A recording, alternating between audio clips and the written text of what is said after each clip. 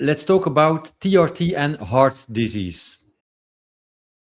Yeah, it's an excellent topic because I'm sure you remember maybe 20 years ago, 15 years ago, like it was a huge thing, right? Pretty much in every country, it was like TRT equals heart disease, right? Yeah. Um, and every country had their national agency had some warning about this, and you take testosterone, you're going to get a heart attack. Obviously, many people know the Traverse trial, a few years ago, gave excellent evidence that went against that. So high quality data that showed there is no increased risk of heart disease from TRT.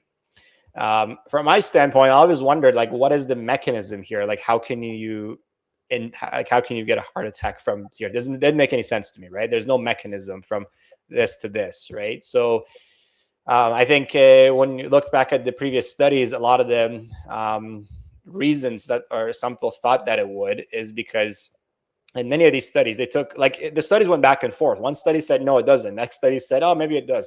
And they were, a lot of times they're taking patients that are pretty unhealthy at baseline. Like they already have, pre-existing, medical issues, long lists of medical issues. And well, if you study a patient population that's higher risk from the beginning, right?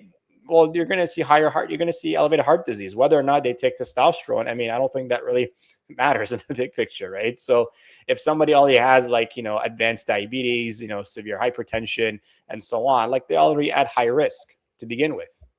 Yeah. And so, or they have lifestyle factors. So I think that's one reason why some of the data that was collected over the years the studies had some flaws in them. And when we later did better quality studies, we found that there's no relation.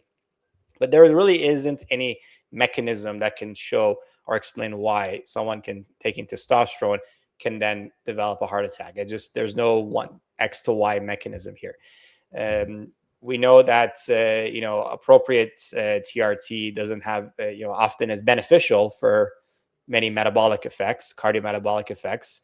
A lot of my patients, a lot of their blood markers get better, their body fat comes down, they get more motivation and so on as well. So they're exercising more, and so they're seeing a lot of positive benefits. So I think when you have a correct protocol, you're often decreasing those risk factors for heart disease. Yeah.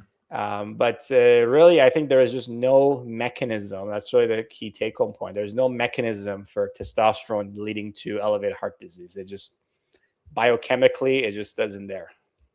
Yeah, sure. Yeah. I've never understood where that came from. Yep. Yeah. No clear mechanism.